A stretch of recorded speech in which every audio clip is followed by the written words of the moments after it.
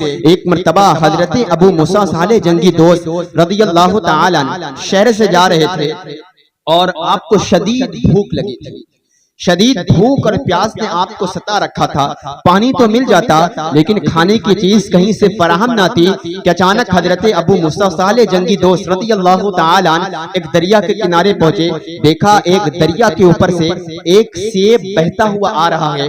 حضرت ابو موسیٰ صالح جنگی دوست رضی اللہ تعالی عنہ ابھی نوجوان ہیں, اتفاق سے سید زادے بھی ہیں. امام حسن مجتبی رضی اللہ تعالی عنہ کی اولاد میں وہ عظیم فرزند ہے جس کا نام ابو موسیٰ صالح جنگی دوست ہے. دریا کے کنارے چل رہے تھے. بھوک اور پیاس نے شدید آپ کو تڑپایا. کئی دنوں سے آپ بھوکے تھے. دیکھا دریا کے اوپر سے ایک سیب بہتا ہوا آ رہا ہے. مورخین نے اس پر کلام کیا ہے. بعض نے اس کو پورا سیب کہا ہے اور بعض نے اس کو آدھا سیب کہا ہے. المختصر یوں مان لیں آدھا سیب چاہے وہ چاہے پورا سیب, لیکن ایک سیب بہتا ہوا آ رہا تھا. ابو موسیٰ نے دیکھا کہ ایک سیب دریا کنارے بہتا ہوا آ رہا ہے. اپنے ہاتھ میں دریا سے اس سیب کو نکالا. چونکہ آپ بہت زیادہ شدید بھوکے تھے اور دیکھا اگل بگل کوئی نظر بھی نہ آتا. تھوڑی دیر کے بعد حضرت ابو موسیٰ صالح جنگی دوست رضی اللہ تعالی عنہ نے اس سیب کو تناول فرمایا اور اس کو تناول فرما کر آپ نے اپنی بھوک اور پیاس کو آپ نے تھوڑی دیر کے لیے وقف کر دیا.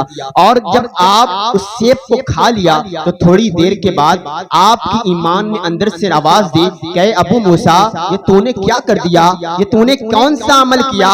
اے ابو موسیٰ یہ پتہ نہیں کہاں سے سیب آیا ہوا تھا, تو نے اس سیب کے مالک کی اجازت کے بغیر یہ سیب تناول فرمایا ہے. اگر اللہ تبارک و تعالی نے کل قیامت کے دن اس سیب کے بارے میں تجھ سے سوال کرے گا, اس سیب کے بارے میں تجھ سے پوچھے گا تو تو کیا جواب دے گا؟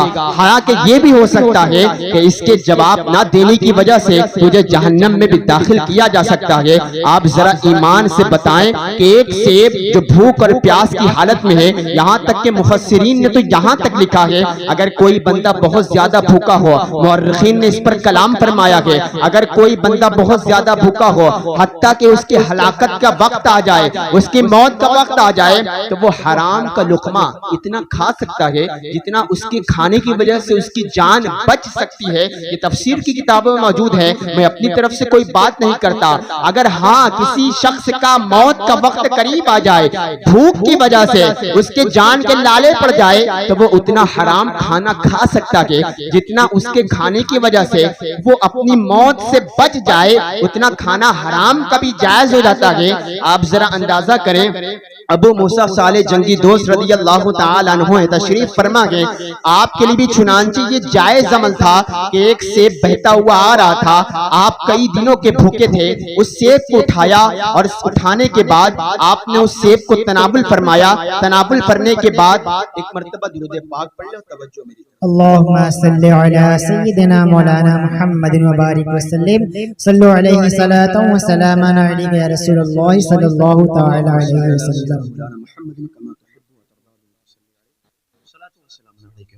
دیکھیں حضرت ابو موسیٰ صالح جنگی دوست نے کئی دنوں کے بھوکے تھے. حالانکہ اسلام کا قانون ابھی میں نے بتایا کہ اتنا کھانا اگر کسی کے جان کے لالے پڑے اتنا حرام کا لقمہ بندہ کھا سکتا ہے جس کے اس کی جان بچ جائے. ابو موسیٰ صالح جنگی دوست کئی دنوں کے بھوک ہیں, کئی دنوں سے بھوکے ہیں. دیکھا دریا کے اوپر ایک سیب بہتا ہوا آ رہا ہے. آپ نے تناول فرمایا. لیکن جو بندہ اتباع رسول میں کامل تک پہنچ جاتا ہے, اتباع مصطفیٰ میں بہت کامل ہوتا ہے, مصطفیٰ جان رحمت کی پیروی میں بالکل کامل و اکمل تک پہنچ جاتا ہے, جو تقویٰ کی زندگی گزارنے لگتا ہے تو پھر اس کا تقویٰ اس بات کی اجازت نہیں دیتا کہ کسی شخص کا سامان اس کی اجازت کے بغیر کھایا جائے. ابو موسیٰ صالح جنگی دوست کے ایمان اندر سے بولنے لگا, اے ابو موسیٰ اس سیب کا مالک کوئی نہ کوئی ضرور ہوگا اور اس کے مالک کی اجازت کے بغیر تو نے اس کا سیب کھایا ہے. اگر اللہ تبارک و تعالی نے پوچھا تو میں کیا جواب دوں گا؟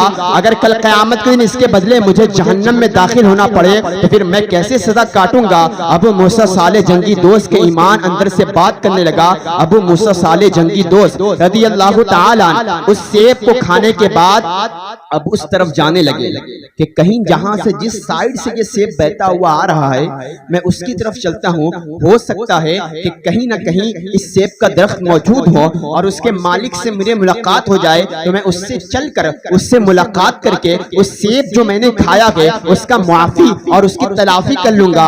ابو موسیٰ صالح جنگی دوست رضی اللہ تعالی عنہ جس طرف سے وہ سیب بہتا ہوا آ رہا تھا اسی طرف واپس چلے گئے۔ دیکھا چند میل چلنے کے بعد دیکھا دریا کے ایک کنارے ایک درخت کا پتا لٹکا ہوا تھا، سیب کا درخت تھا اور وہ لٹکا ہوا تھا۔ آ جائے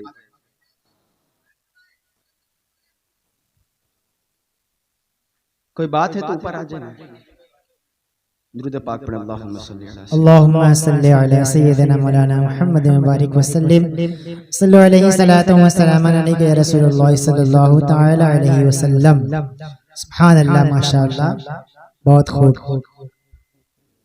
صلی اللہ تعالی علیہ وسلم۔ توجہ کے ساتھ، میری بڑی معذرت کے ساتھ توجہ کے ساتھ سنیں۔ یہ غوث پاک کی محفل ہے، وہ غوث پاک کہ جن کی محفلوں میں فرشتے آ کر ان کی تقریر سنا کرتے ہیں۔ بے شک، اور جہاں اللہ اور اس کے رسول کا ذکر ہوتا ہے اللہ تبارک و تعالی ایسی محفلوں میں اپنی رحمت کا نزول فرماتا ہے۔ بے شک، بندہ اگر اچھی نیت کے ساتھ کوئی دعائیں کرتا ہے تو اس کی دعا اللہ تبارک و تعالی رد نہیں کرتا بلکہ اپنی بارگاہ میں قبول فرما لیتا ہے۔ بے تو شک، محفل کے آداب کو پامال نہ کریں، ادب کے ساتھ بیٹھے۔ ایک شاعر نے بہت پہلے کہا تھا، بہت مقبول شے، با ادب با نصیب، بے ادب بد نصیب۔ ادب کے سچ دائرے ہے۔ میں تو میں یہ عرض کر رہا تھا کہ ابو موسیٰ صالح جنگی دوست اس طرف چلے گئے جس طرف سے وہ بہتا ہوا سیب آیا تھا۔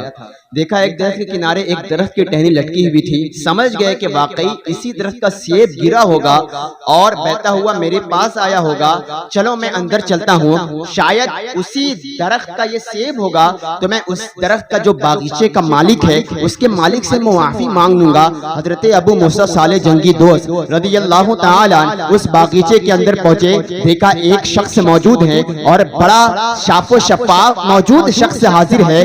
بارگاہ میں عرض ہوئے، حضرت ابو موسیٰ صالح جنگی دوست رضی اللہ تعالیٰ عنہ بالکل نوجوان ہے، چہرہ چمکتا ہے، اچانک چہرہ چمک رہا ہے اور چونکہ آپ سید زادے بھی ہیں، ایمان کی خوف سے خشیت الہی میں اس مالک باغیچے کے مالک کی بارگاہ میں پہنچے اور عرض کیا کہ مجھے معاف فرما دیں، آپ کے درخت کا ایک سیب پانی میں گرا اور بہتا ہوا آگے گیا، مجھے کئی دنوں کا بھوکا تھا، میں اس سیب کو کھا لیا، تناول کر لیا اور میں نے آپ سے اجازت نہیں لی تھی، تو اب میں آپ کے پاس آیا ہوں، میں نے آپ کی اجازت کے بغیر آپ کا سیب کھایا ہے، تو چنانچہ میں یہ ڈر محسوس کرتا ہوں کہیں اللہ تبارک و تعالی اس کے بدلے میں مجھے جہنم میں داخل نہ فرما دے، تو مجھے اس سیب کھانے کے بدلے میں مجھے معاف فرما دے۔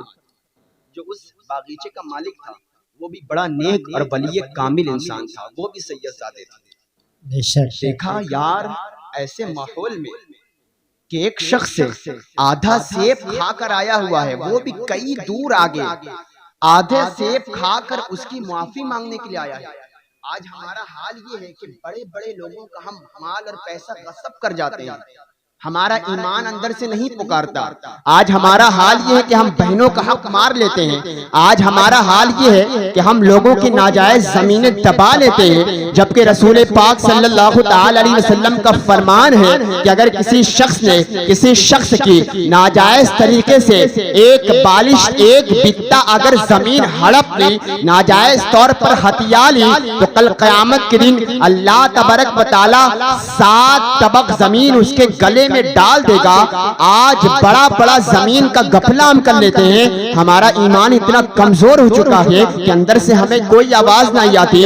آج ہم کسی کا پیسہ اگر قرضے کے طور پر لے لیں تو ادا کرنے کا ہم نام نہیں لیتے۔ آج تو ہمارا یہ حال بن چکا ہے، کاریگروں کی مزدوری کے طور پر پرسنٹیج کے نام پر ہم ان کی مزدوری سے کٹوتی کر لے رہے ہیں اور اسی پیسے سے ہم اپنے بچوں کی شادی بیاہ اور حج پہ حج اور عمرے پہ عمرے کیے جا رہے ہیں، اور ہمارا ایمان اندر سے کوئی گواہی نہیں دے رہا۔ آج حرام کھانا ہمارے پیٹ میں اتنا جا چکا ہے کہ آج ہمارا دل بھی مردہ، ہمارا ضمیر بھی مردہ اور ہم خود مردہ ہو چکے ہیں کہ مصطفیٰ جان رحمت کی تعلیمات آج ہمیں اچھی نہیں لیتی۔ تو میں اس واقعات کی تفصیلات میں نہیں جاتا، آج ہمارا حال یہ ہے کہ آج لوگوں کا مال ہم بڑی تیزی کے ساتھ چوری کر کے، ڈکیتی کر کے، غصب کر کے کھا جاتے ہیں، لیکن ہمیں اندر سے بیدار نہیں ہوتے، ہمارا دل اندر سے نہیں پکارتا۔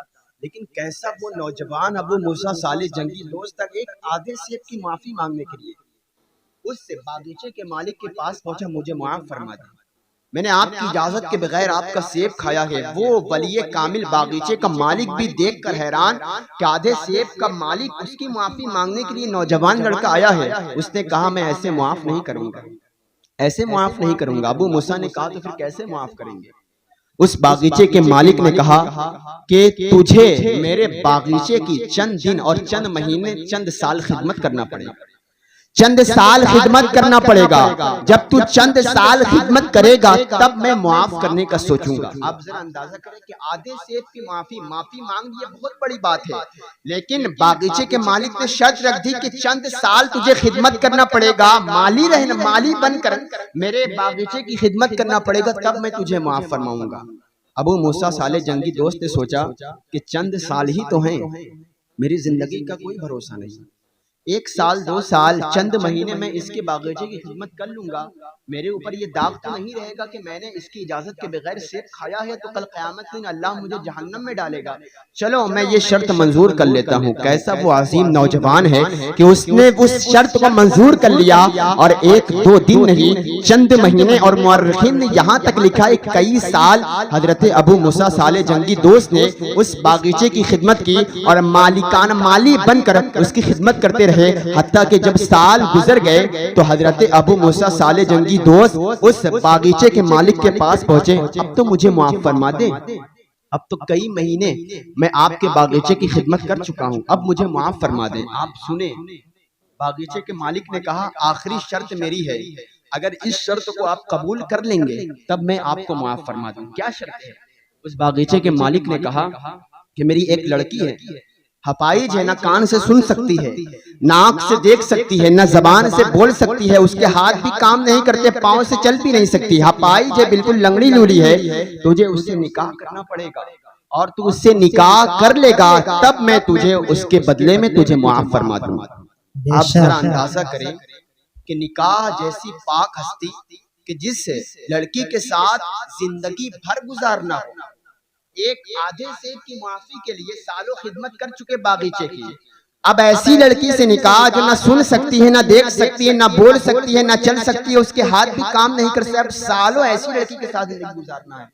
لیکن ابو موسیٰ صالح جنگی دوست اتباع رسول مصطفیٰ جان رحمت صلی اللہ تعالی علیہ وسلم کی پیروی کیسی پیروی ہے، اطاعت مصطفیٰ پر عمل کرنا کیسا، یہ ڈر کہ کہیں اس خوف سے مجھے قیامت کے دن اللہ تبارک و تعالی جہنم میں ڈالا ہے، دل میں پیدا ہوا ایمان کہ چند دن کی زندگی ہے، لاؤ اس لڑکی کے ساتھ نکاح کر لیا جائے، ایک نہ ایک دن تو سب کو مرنا ہے، ایک نہ ایک دن تو سب کو اس دنیا سے رخصت ہو کر جانا ہے، یہ دنیا تو ایک مسافر والی زندگی ہے، چند دن کے بعد میں آخرت میں ہمیشہ کی جو زندگی گزاروں گا تو امید ہے کہ اللہ تبارک و تعالی مجھے جنت میں جگہ عطا فرمائے گا تو میں ہمیشہ وہاں رہوں گا، تو یہ چند دن کی زندگی میں ایسی لڑکی سے نکاح کر لیتا ہوں۔ راضی ہو گئے اور کہا کہ میں ایسی لڑکی سے نکاح کرنے کے لیے راضی ہوں۔ باغیچے کے مالک نے اس سے نکاح کرایا، جب رات کے وقت اس لڑکی کے گھر پہنچے، بہت اچھے کمرے میں داخل ہوئے، دیکھا یہ لڑکی تو سن بھی سکتی ہے، بول بھی سکتی ہے، دیکھ بھی سکتی ہے، چل بھی سکتی ہے، اس کے ہاتھ بھی کام کرتے ہیں، سبحان اللہ سبحان اللہ۔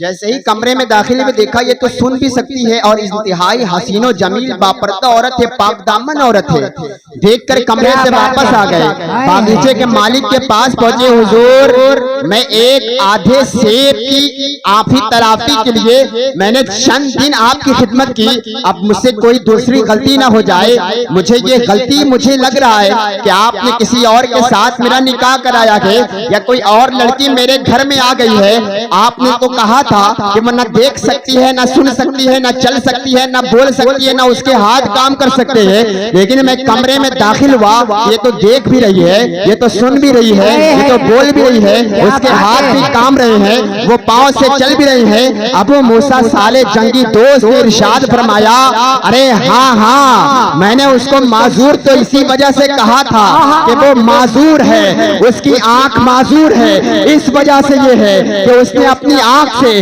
کبھی بدعملی نہیں دیکھا، اس نے اپنی آنکھ سے کبھی زنا کے مناظر نہیں دیکھا، اس نے اپنی آنکھ سے کبھی بے حیائی نہیں دیکھی۔ ہاتھ سے معذور اس وجہ سے ہے کہ اس کے ہاتھ کبھی بے حیائی کی طرف بڑھے نہیں، پاؤں سے معذور اس وجہ سے ہے کہ اس کے پاؤں کبھی بے حیائی کی طرف گئے نہیں، زبان سے معذور اس وجہ سے ہے کہ اس کی زبان پر کبھی بے حیائی کلمات آئے نہیں، کان سے معذور اس وجہ سے ہے کہ اس نے کبھی بے حیائی اپنی کانوں سے سنی نہیں، اور اسی کا نام تو ام الخیر فاطمہ ہے۔ اور ابو موسیٰ صالح جنگی دوست اور ابو ام الخیر فاطمہ کا جب ملن ہوتا ہے اور اس سے جو اولاد پیدا ہوتی ہے، زمانہ اسے غوث اعظم، قندیل نورانی، شہباز لامکانی، میر کبیر سید عبد القادر جیلانی کے نام سے جانتے ہیں۔ نعرہ